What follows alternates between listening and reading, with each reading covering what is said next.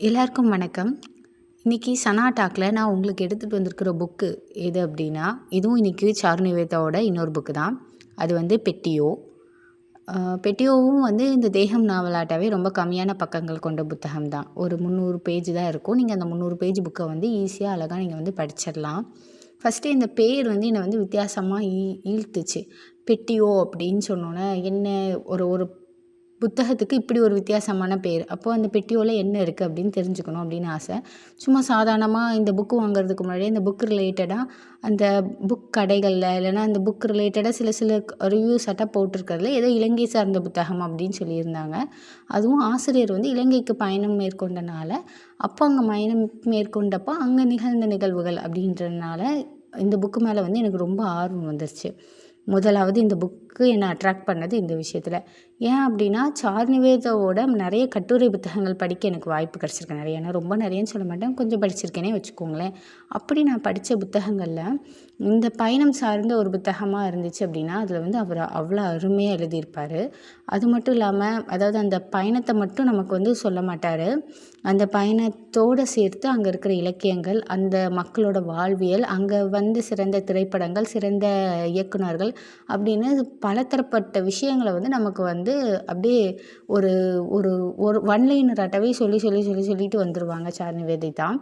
அந்த கொடுக்குற ஒன்லைனரை வச்சு நம்ம தேடினாலே நமக்கு நிறைய விஷயங்கள் வந்து தேடி தேடி கண்டுபிடிக்கிற மாதிரி இருக்கும்.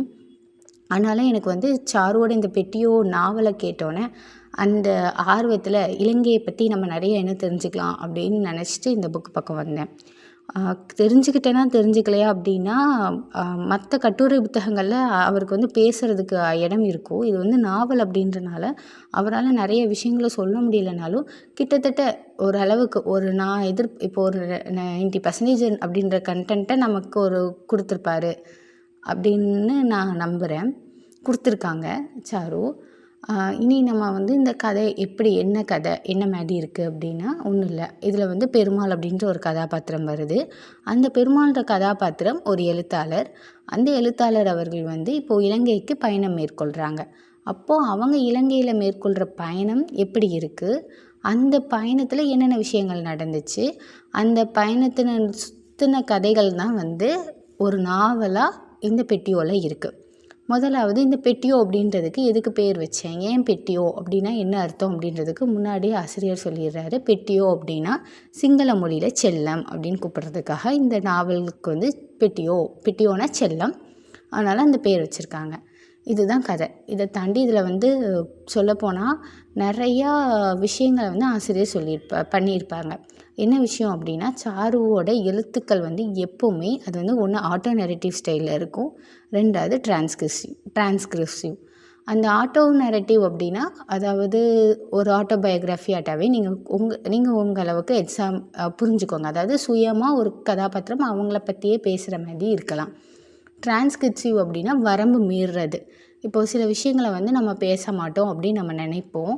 அந்த மாதிரியான விஷயங்களை கூட இந்த நாவல் வந்து நம்மகிட்ட பேசும். இப்போ நம்ம வந்து இதெல்லாம் தப்பு, அதாவது தப்புன்றதை விட இதை பேசுகிறதுக்கு நம்ம வந்து கொஞ்சம் சங்கூஜப்படுவோம்னு சொல்லுவோம்ல, அந்த மாதிரி சங்கூஜப்படுற விஷயங்களை கூட இந்த நாவலில் வந்து ஆசிரியர் அப்படியே போகிற போக்கில் பேசிட்டு போயிருப்பாங்க. அதுதான் எப்போவுமே சாருவோட ஹைலைட்டும். அது இந்த பெட்டியோலையும் அவர் வந்து அதை கொண்டு வந்திருக்கிறது வந்து ரொம்ப அருமையாக இருக்கும். அதாவது அந்த அருமையாக இருக்கும்னா, அது வந்து நமக்கு தெரியாதுன்னா இவங்க வந்து இந்த இடத்துல அவர் வந்து அதை வந்து நமக்கு வந்து சங்கூஜமும் இருக்காது. அதுக்கு அந்த நாவலை வந்து அந்த நாவலோட சுவாரஸ்யத்தில் அந்த சங்கூஜமான சம்பவங்களும் வைத்திருப்பார். அடுத்தது இதில் வந்து எனக்கு 2வது ரொம்ப பிடிச்ச விஷயம் அப்படின்னு நான் சொன்னேன் அப்படின்னா, இலங்கை தமிழ். ஏன் அப்படின்னா, இதில் வந்து ஆசிரியர் மொத்தமாக ஒரு இலங்கையை சேர்ந்த ஒரு மனிதனாகவே மாறிடுறாரு. நிறைய இடத்துல இலங்கை வார்த்தைகள், அதாவது எழுதும்போதே அந்த இலங்கை மொழி நடையிலே எழுதியிருக்கும்போது உண்மையாலுமே ஒரு இலங்கை எழுத்தாளர் எழுதுகிறாங்களோ, ஒரு இலங்கையிலேருந்து நான் இந்த கதையை கவனிக்கிற அந்த இதுக்கு கொண்டு வந்துட்டாங்க. அதையாட்டா சிங்களம், அதுக்கப்புறம் தமிழர்கள் இந்த போரை பற்றி நமக்கு வந்து ஒரு அளவுக்கு ஐடியா இருக்காது. ஐடியா இருக்கிறவங்களுக்கும் நம்ம வந்து தமிழர்களை வந்து சிங்களர்கள் வந்து பண்ணின கொடுமைகளை பற்றி நமக்கு தெரியும். ஆனால் ஆசிரியர் இதில் இன்னொரு சைடும் இருக்கும்ல. ஏன்னா கண்டிப்பாக இப்போ நமக்கு இங்கே தமிழர்களுக்கு எவ்வளோ நடந்த கொடுமையோ அதேட்டாவே சிங்களர்களுக்கும் நடந்திருக்கும். அதை வந்து அதுக்கு சிங்களர்கள் சரின்னு அவர் சொல்லலை, தமிழர்கள் சரின்னு சொல்லலை. 2 பேருமே பொது. 2 பேத்துக்கும் 2 சைடும் பாதகமும் இருக்குது, சாதகமும் இருக்குது. அப்படின்ற ஒரு நடுநிலைமையான விஷயத்த வந்து அந்த நாவலில் கொண்டு வந்திருப்பாங்க. அதேயாட்டா இந்த கதாபாத்திரம் பெருமாள் அப்படின்ற கதாபாத்திரம்க்கு இன்னும் பலம் சேர்க்குற மாதிரி இன்னும் 2 கதாபாத்திரங்கள் இந்த நாவலில் வரும். ஒன்று வந்து நயனதினி, இன்னொரு கதாபாத்திரம் வந்து கொக்கரக்கோ. இந்த கொக்கரக்கோ கதாபாத்திரம் பார்த்தீங்க அப்படின்னா சாருவோட நிறைய புத்தகங்களில் வந்து அப்படியே வந்துட்டு போவாங்க. அன்பு நாவலாக இருக்கட்டும், இதுவுமே அன்புவோட அடுத்த வெர்ஷன் அப்படின்னு கூட சொல்லலாம். அன்போட கண்டினியூஷன். அன்பு அப்படின்றது வந்து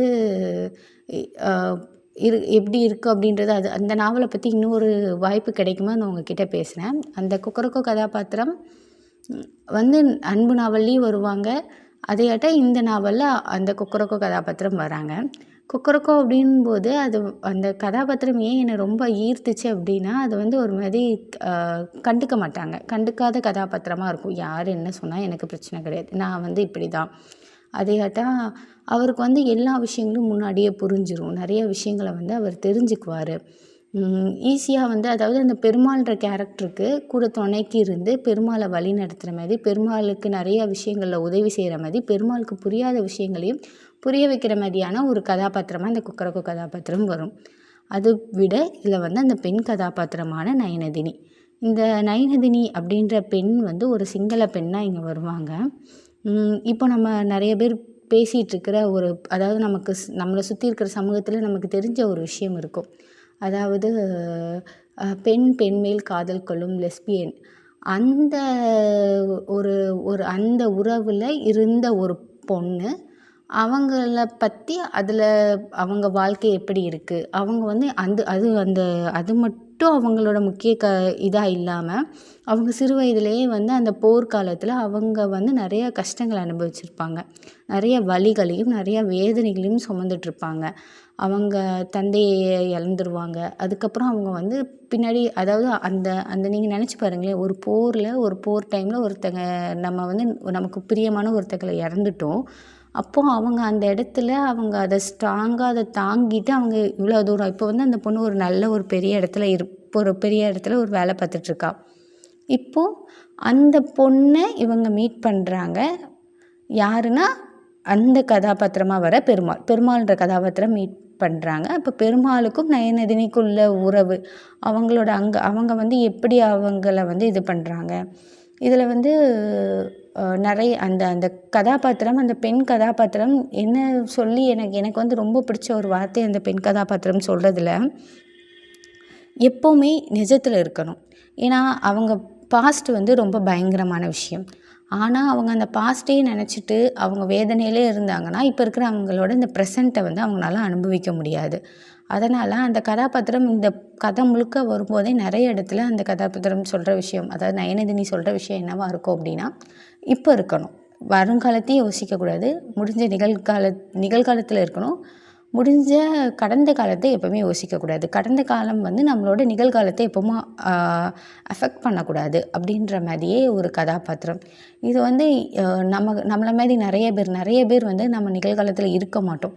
எப்போ பார்த்தாலும் நம்ம வந்து பழைய காலத்திலே இருப்போம், இல்லைனா இனி வருங்காலத்தை பற்றி யோசிச்சுட்ருப்போம். இல்லை, இப்போ இருக்கிற டைம் உங்களுக்கான டைம், இதை நீங்கள் என்ஜாய் பண்ணணும், இதை நீங்கள் ஹாப்பியாக ஃபீல் பண்ணணும் அப்படின்ற விஷயத்தை வந்து அந்த நயனதினி மூலமாக நமக்கு ஆசிரியர் வந்து ஆணித்தரமாக நமக்கு வந்து ஆணித்தரமான்றதை விட நமக்கு வந்து ஒரு அழகாக புரிய வச்சுருக்காங்க.